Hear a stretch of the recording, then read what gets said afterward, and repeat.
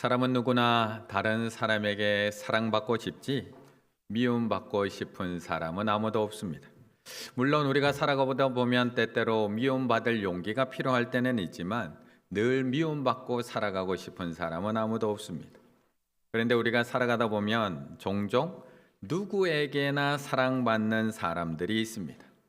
많은 사람들에게 사랑받는 사람, 대중들에게 사랑받는 사람들을 보게 됩니다. 도대체 그들은 그 사람들은 어떤 매력이 있기에 누구에게나 사랑을 받는 것일까? 정신과 의사로 수많은 사람들을 상담해 왔던 사이토 시게타라고 하는 일본인 의사가 사랑받는 사람들에게는 공통점이 있다라고 하면서 정리를 해놨습니다. 첫 번째는 완고하지 않은 사람, 두 번째는 무리가 없는 사람, 세 번째는 무리하게 요구하지 않는 사람, 기다릴 수 있는 사람, 혼자서도 얼마든지 즐길 수 있는 사람, 지난 일은 싹 잊어버리는 사람, 아내들이여 잊을지어다. 넘어져도 다시 일어서는 사람, 의지가 되는 사람, 나보다 다른 사람을 높여주는 사람. 인사 나누겠습니다. 저는 사랑받기는 힘들 것 같습니다. 저는 사랑받기는 힘들 것 같습니다. 이 책에 나오는 한 가지 예화를 들려드리면 이런 내용입니다. 건강에 관심이 많은 두 사람이 있었습니다. 식사는 될 수 있는 대로 자연식으로 하려고 애를 쓰는 사람입니다. 현미에다가 유기농 야채, 생선, 식물성 단백질을 중심으로 소금은 꼭 천연 소금만 쓰고 설탕도 알룰로스와 같은 그런 제품만 사용하는 정말 먹거리에 신경을 많이 쓰는 사람들입니다. 그런데 이 두 사람 사이에는 커다란 차이가 하나 있습니다. 가끔 다른 친구와 식사를 하러 나갈 때 한 사람은 끝까지 자신의 건강식을 고집을 합니다. 그래서 친구가 먹고 싶다고 하는 음식은 다 거절입니다. 그 식당은 화학조미료 폭탄이야. 그런 요리는 먹으면 안 돼. 그러니 함께 식사해 줄 수 있는 친구가 점점 줄어만 갑니다. 그러나 또 한 사람은 평소에는 식단 관리를 정말 철저하게 하지만 친구와 같이 밥을 먹을 때면 완전히 다른 모습입니다. 친구가 저 식당에 한번 들어가 볼까? 라고 이야기하면 괜찮을 것 같은데? 하면서 따라 나섭니다. 또 친구가 너 돼지고기 괜찮아? 라고 이야기를 하면 가끔 먹는 거는 좋아. 아무렇지도 않게 먹습니다. 그러면서 이렇게 이야기합니다. 먹는 게 중요하냐? 친구가 중요하지. 라고 이야기합니다. 그렇다면 어느 쪽이 더 사랑받는 사람이 될까요? 라고 이야기하는 책입니다. 이처럼 사랑받는 사람들에게는 특징들이 있습니다. 고집스럽거나 완고하지 않고요. 다른 사람에게 무리하게 요구하지 않고요. 기다릴 줄 알고 지난 일은 깨끗하게 잊을 줄 알고 넘어졌다가 다시 일어날 줄도 알고 나보다 다른 사람을 높여주는 특징을 갖고 있습니다. 그렇다면 나는 사랑받을 만한 사람인가요? 나는. 그렇다면 오늘 본문에 나오는 이삭 그리고 야곱은 사랑받을 만한 사람이었을까? 19절의 말씀을 같이 한번 읽어보겠습니다. 19절입니다. 아브라함의 아들 이삭의 족보는 이러하니라. 아브라함이 이삭을 낳았고. 아멘. 오늘 본문은 아브라함의 아들 이삭의 족보입니다. 그런데 족보라고 이야기하기에는 그 뒤에 이어지는 말씀이 조금은 어색해 보입니다. 보통 족보라고 하면 누가 누굴 낳고 누가 누굴 낳고 누가 누굴 낳고 몇 세까지 살았더라 라고 이야기가 이어져야 되는데 그런 이야기가 전혀 나오고 있지 않습니다. 아니 그냥 족보라고 하면 최소한 자손들의 이름이라도 쭉 해서 기록해 놓아야 되는데 아브라함의 자손 이삭의 족보는 이러하니라 라고 한 다음에 이어지는 말씀이 20절. 이삭은 40세의 리브가를 맞이하여 아내를 삼았으니 리브가는 밧단 아람의 아람 족속 중 부두엘의 딸이요 아람 족속 중 라반의 누이였더라. 그 뒤를 이어서 자손 이야기가 나오는 것이 아니라 이삭의 결혼 이야기, 또 결혼 후에 아이를 낳지 못하는 이야기로 내용이 이어지고 있는 겁니다. 이삭은 나이 40세에 리브가를 아내로 맞이합니다. 지금이야 남자가 나이 40세에 결혼을 했다고 해도 우리가 크게 낯설지 않게 생각하고 있지만 이 당시만 해도 결혼부터 일단 너무 늦었습니다. 그런데 거기다가 더 심각한 것은 아버지 아브라함과 똑같이 그의 아내가 임신을 하지 못하고 있었다는 겁니다. 21절 이삭이 그의 아내가 임신하지 못하므로 그를 위하여 여호와께 간구하매 여호와께서 그의 간구를 들으셨으므로 그의 아내 리브가가 임신하였더니. 참 너무 어렵습니다. 다른 집 애들은 결혼도 그렇게 알아서 잘하고 아기도 잘 가지는데 이 집은 뭐 하나 쉬운 게 없습니다. 뭐 하나. 이삭의 족보라고 시작은 했는데 이삭은 40세에 결혼했고 아내가 임신까지 못하고 있는 것을 말씀하고 있는 겁니다.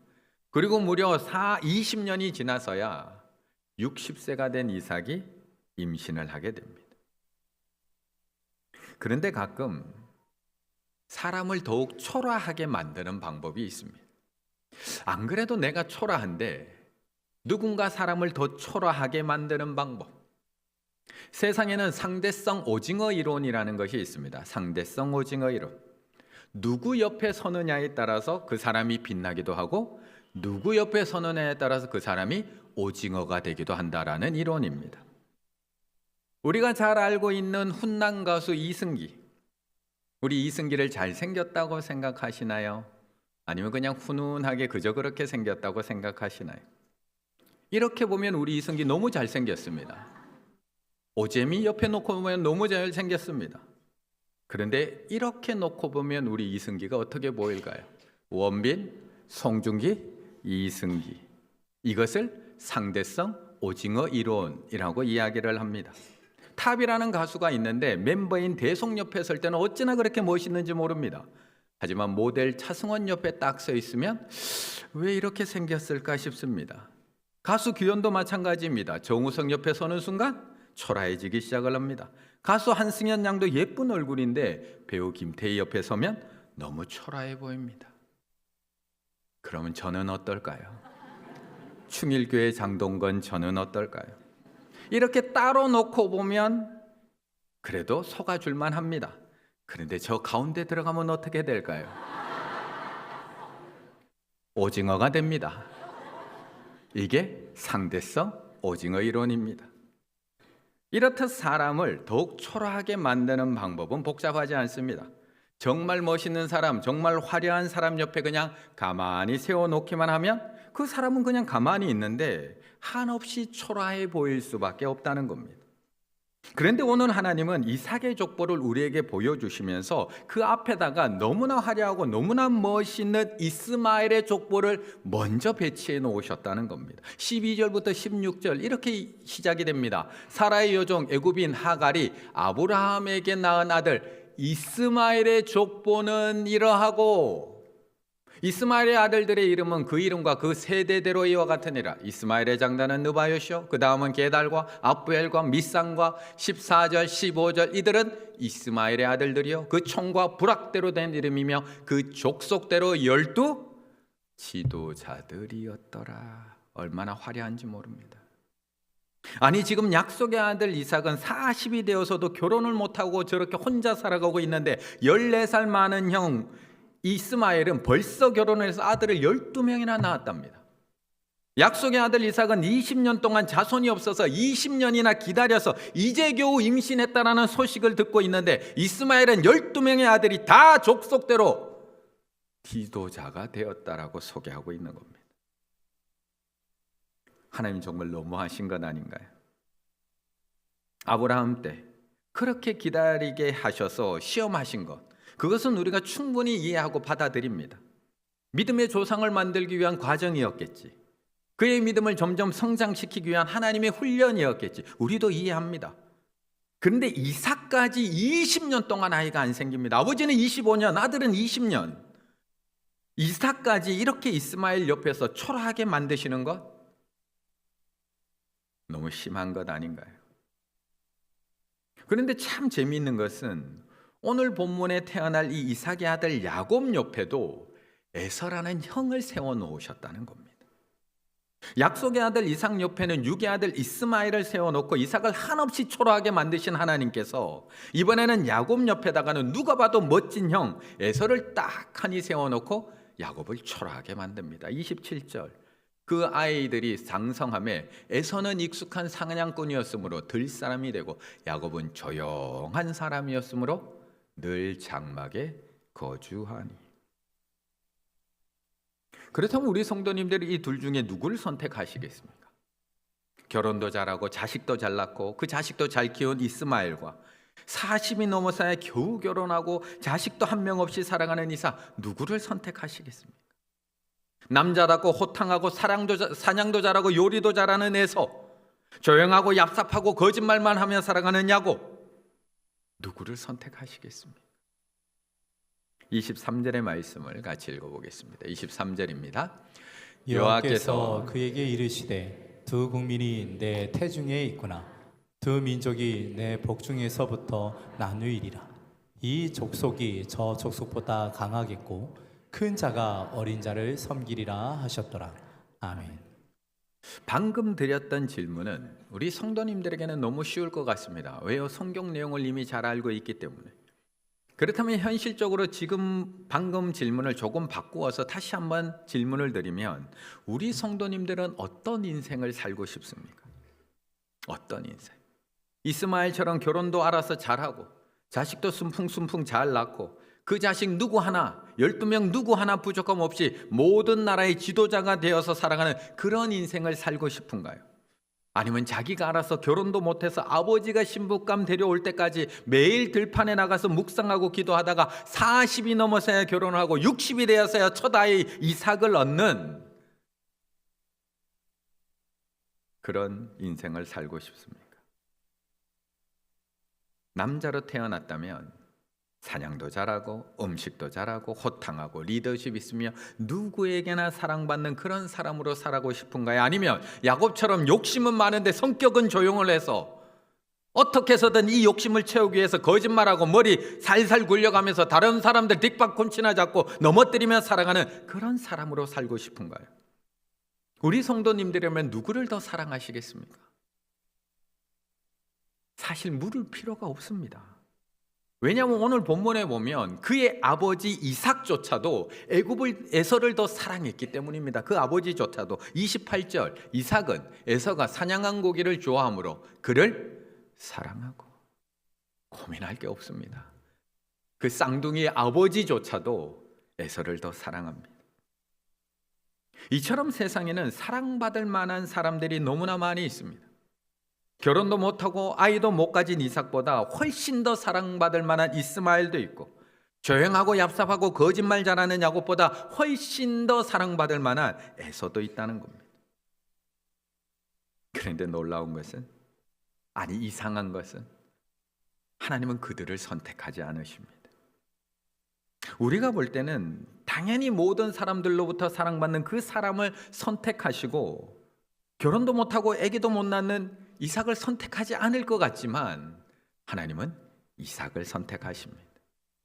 심지어 하나님의 선택을 이미 알고 있는 아버지, 그 이삭은 하나님이 야곱을 선택했다는 것을 알고 있음에도 불구하고 끝까지 포기하지 못하고 어떻게든 에서를 한번 선택해 보려고 애를 썼던 그 아버지가 있음에도 불구하고 하나님께서는 강한 자에서, 큰 자에서, 장자 에서를 선택하시는 것이 아니라 어린 자 야곱, 약한 자 야곱, 속이는 자 야곱을 선택하고 계십니다.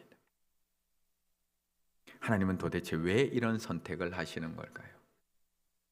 왜 가인이 아니라 왜 아벨을 선택하시고, 왜 이스마엘이 아니라 이삭이고, 왜 에서가 아니라 야곱을 선택하시는 걸까요? 성경 이야기가 여기서 끝이 날까요? 왜 첫째 루벤이 아니라 11번째 아들인 요셉을 선택하시고, 왜 요셉의 장자인 므낫세를 선택하는 것이 아니라 차자 에브라임을 선택하시고, 왜 형 아론이 아니라 동생 모세를 선택하시고, 왜 큰형 엘리압이 아니라 막내인 다윗을 선택하시는 걸까요? 아니요, 성경 이야기하니까 잠오기 시작합니다. 왜 저를 선택하시는 걸까요? 왜 우리 성도님들을 선택하시는 걸까요?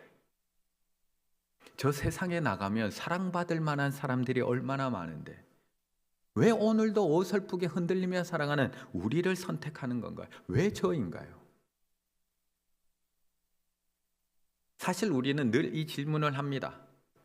왜 저인가요, 주님? 왜 저인가요? 그런데 우리가 이 질문을 던질 때는 내가 늘 고난당하거나 힘든 일이 있거나 큰 환난을 겪어들 때 우리는 이 질문을 하나님 앞에 돌립니다. Why me? 왜 하필 저입니까?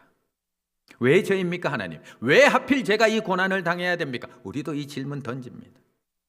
내가 힘들 때만. 제가 예전에 한번 소개시켜드렸던 책이 있습니다. 김충근 장님이 쓰셨던 Why me라는 책입니다. 30대 나이에 미국에서 박사학위를 받고 108대 1의 경쟁률을 뚫고 페퍼다인 대학교의 대학 교수가 되고 4년 만에 최우수 교수상을 받고 교회에서는 장로가 되고 승승장구하던 37세의 나이에 이 장로님에게 악성 간경화, 간염이 찾아오고 의사로부터 사망 선고를 받습니다. 그때 이 장로님이 하나님 앞에 산에 올라가서 외쳤던 질문이 Why me? 왜 저인가요 주님? 왜 저인가요 주님? 왜 하필 저인가요? 제가 왜 이런 병에 걸려야 하나요? 우리도 질문합니다. 그런데 이 책의 마지막에 가면 Why me? 왜 저인가요 주님? 이라는 이 질문의 의미가 달라집니다. 처음에 이 질문은 왜 하필 저인가요? 왜 하필 제가 이 병에 걸려야 되나요? 라고 묻던 이 장로님의 질문이 책의 마지막에는 Why me? 왜 저인가요 주님? 왜 저를 선택하셨나요 주님? 왜 저를 부르셨나요 주님? 왜 저를 사랑하셨나요 주님? 왜 저를 구원하였나요 주님? 왜 저를 하나님의 역사에 사용하시나요 주님? 이 질문으로 바뀌면서 이 책은 마무리가 됩니다. 그렇다면 우리는 왜 선택해 주신 걸까요? 정말 다른 사람들보다 사랑받을 만한 조건이 넘쳐나서 우리를 선택하신 것일까요? 정말 다른 사람들보다 선택받을 만한 그런 자격을 지금 갖추고 계셔서 하나님이 선택하신 건가요? 정말 이삭이 이스마엘보다 더 훌륭했고 정말 야곱이 에서보다 더 훨씬 더 정직했고 에브라임이 므낫세보다 훨씬 더 믿음이 좋아서 하나님이 그들을 선택하신 건가요? Why me? 왜 저입니까 주님?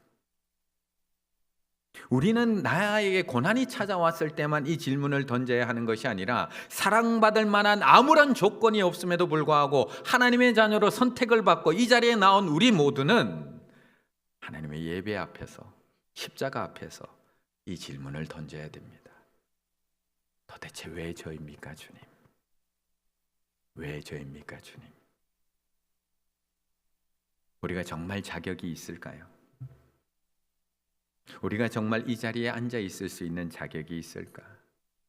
우리가 정말 하나님께서 만들어 놓으신 이 모든 것들을 누릴 자격, 하나님께서 우리에게 주신 구원의 선물 받을 자격이 있으신가요? 나보다 더 훌륭한 사람들, 나보다 좋은 일을 훨씬 더 많이 하는 사람들, 나보다 훨씬 더 돈이 많고 나보다 더 큰 일을 많이 하는 사람들이 세상에 나가면 저렇게나 많은데 내가 하나님의 사랑을 받을 만한 가치 정말 있을까요? 그런데 하나님은 왜 이토록 연약한 나를 선택하시는 것일까? 22절의 말씀을 같이 읽습니다. 22절입니다. 그 아들들이 그의 태 속에서 서로 싸우는지라 그가 이르되 이럴 경우에는 내가 어찌할꼬 하고 가서 여호와께 묻자오는데 아멘. 그런데 오늘 하나님의 선택에 있어서 가장 놀라운 것은 에서와 야곱이 다 성장한 이후에 하나님이 선택하는 게 아니라는 겁니다. 아이들이 크는 걸 보고 떡잎을 보고 아이들의 가능성을 보고 아이들이 커서 어떻게 하는지를 보고 선택하는 것이 아니라는 겁니다. 그들은 태어나기도 전입니다. 이 둘이 태중에서 싸우고 있을 때입니다.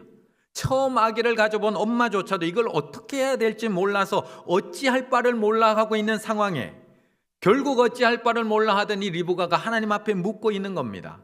22절 그 아들들이 그의 태 속에서 서로 싸우는지라 그가 이르되 이럴 경우 내가 어찌할꼬 가서 여호와께 묻자오되. 그러자 하나님께서는 대답해 주시는 겁니다. 나는 형 에서가 아니라 동생 야곱을 선택했다. 그런데 오늘 본문에는 그 이유를 설명해 주고 있지는 않습니다. 왜 그렇게 선택하셨는지. 그런데 나중에 신약에 넘어오면 로마서 9장 바울이 그것에 대해서 우리에게 설명해 줍니다. 로마서 9장 13절 14절 함께 읽습니다. 기록된 바 내가 야곱은 사랑하고 에서는 미워하였다 하심과 같으니라. 그런즉 우리가 무슨 말을 하리요? 하나님께 불의가 있느냐? 그럴 수 없느니라. 아멘. 둘 다 한 가정에서 태어난 형제입니다. 아니요, 쌍둥이입니다. 그러나 하나님은 그들이 태어나기 전에, 그들이 선과 악을 행하기도 전에, 좋은 일을 하거나 나쁜 일을 하기도 전에 에서가 아닌 야곱을 선택했다고 말씀하고 있는 겁니다. 그리고 그 결정에 대해서는 그런즉 우리가 무슨 말을 하려? 우리는 하나님의 결정에 대해서, 하나님의 주권에 대해서, 그 선택에 대해서 아무런 할 말이 없다라고 대답하고 있는 겁니다. 그러면서 바울은 15절에서 구약 성경에 모세에게 하신 하나님의 말씀을 인용해서 하나님의 선택에 대해서 이렇게 추가적으로 설명합니다. 로마서 9장 15절 모세에게 이르시되 내가 긍휼히 여길 자를 긍휼히 여기고 불쌍히 여길 자를 불쌍히 여기리라 하셨으니, 이 말씀은 출애굽기 33장 19절의 말씀을 가지고 와서 인용한 말씀이었습니다.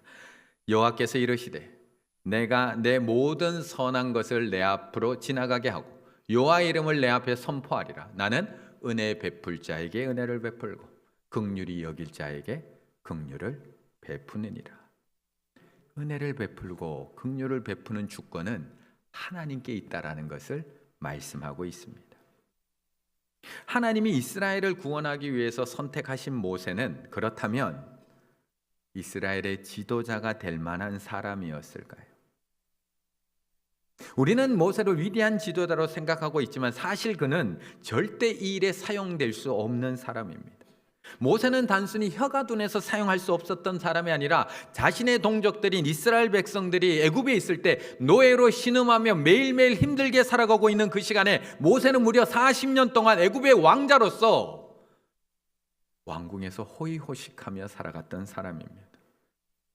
그랬던 그가 어떻게 이스라엘 민족을 구원하는 지도자가 될 수 있었을까? 우리는 지금도 누군가의 가족이 일제치하에서 일했던 그 흔적만 남아 있어도 온갖 손가락질을 하면서 절대 공직에 오르지 못하도록 우리는 만들어 버립니다. 그런데 어떻게 애굽의 왕자였던 모세가 그들을 구원할 수 있는 지도자의 자리에 오를 수 있었을까? 정말 그 당시에 이스라엘 민족 중에 쓸만한 사람이 한 명도 없어서 하나님이 모세를 쓰신 걸까요? 아니요. 출애굽할 당시의 인원을 보면 장정만 60만이었다고 기록하고 있습니다. 60만 명의 장정 중에 쓸 사람이 한 명도 없다고요. 충주 20만 인구 중에 한 명도 쓸 사람이 없다고요. 그런데 하나님은 모세를 긍휼함으로 선택하시고 그를 지도자로 삼으십니다. 그런데 반대로 애굽 왕 바로는 도리어 하나님 앞에 버림을 받습니다. 모세는 하나님의 택함을 받고 이스라엘 백성들을 출애굽시키기 위해서 바로에게 찾아갑니다. 그리고 모세는 바로에게 하나님이 전하라고 하는 말씀도 전하고 또한 하나님께서 내리신 10가지 재앙을 그의 눈앞에서 다 보여줍니다. 하나님의 기적 10개를 보여줍니다. 그런데 모세가 그 기적을 보여줄 때마다 바로의 마음이 부드러워지고 겸손해져서 하나님 앞에 무릎 꿇고 순종했던 것이 아니라 바로의 마음은 점점 더 강팍해져서 하나님 앞에 교만해지고 이스라엘 백성들을 끝까지 죽이려고 했던 겁니다. 그런데 가만히 한번 생각해 보면 어차피 이스라엘 백성들을 해방시키는 것이 목적이라면 실패자 모세, 미디안 강야에서 양을 치다가 80세 된 모세가 적합할까요? 아니면 수천의 병거와 수백만의 대군을 거느리고 있는 애굽 왕 바로를 선택하는 것이 더 적합할까요? 하나님은 페르시아 왕 고레스를 통해서도 이스라엘 백성들을 해방시키고 고향으로 돌아가게 만드신 분인데 차라리 모세가 아니라 바로를 선택하는 것이 훨씬 더 빠르고 훨씬 더 합리적인 선택이 아니었을까? 그런데 하나님은 큰 자 바로 선택하지 않습니다. 작은 자 모세를 선택합니다. 아니요, 조금 더 크게 생각해 볼까요? 굳이 이스라엘을 선택하실 필요가 있었을까요? 굳이 그냥 이미 강대국인 이집트, 이미 대제국을 이룬 이집트, 큰 대군을 가지고 있는 이집트를 선택했다면 굳이 번거롭게 이런 일 안 하셔도 되잖아요. 왜 굳이 모세를 설득해 가면서 기적을 보여줘 가면서 이런 번거로운 일을 하시는 건가요? 이미 노예 근성에 젖어서 광야 생활 내내 불평하고 원망하며 살아가는 이스라엘 백성들이 아니라 당대 최고의 문명과 기술과 군사력을 가지고 있던 애굽을 선택하셨다면 훨씬 더 지혜로운 선택 아닌가요? 그런데 하나님은 큰 자 바로가 아니라 작은 자 모세, 강대국 애굽이 아니라 작고 작은 이스라엘을 선택합니다. 자격 있는 큰 자 에서가 아니라 자격 없는 어린 자 야곱을 선택하십니다. 그러면서 바울은 예수 그리스도를 핍박하던 내가 어떻게 하나님의 선택을 받고 어떻게 하나님의 구원받는 백성이 될 수 있었는지를 로마서 9장을 통해서 설명하고 있는 겁니다. 몇 주 전에 등록한 새 가족이 한 분 계십니다. 교회를 다녀본 적도 없고요, 예수님에 대해서 제대로 들어본 적도 없는 진짜 새 가족이 등록했습니다. 그것도 본인 스스로. 그분은 어떻게 우리 교회에 오시게 된 걸까? 본인의 직장이 돌잔치나 가족 모임을 하는 곳인데 어느 날 아이 돌잔치가 그 자리에 있었다고 합니다. 늘 있는 일상적인 일이라 대수롭지 않게 이 돌잔치를 준비하고 진행하던 중에 이 돌잔치를 축하하러 오신 한 목사님의 기도 소리를 듣게 됩니다. 이것도 낯선 일이 아닙니다. 돌잔치를 하면 목사님들이 예배 인도를 하거나 기도를 합니다.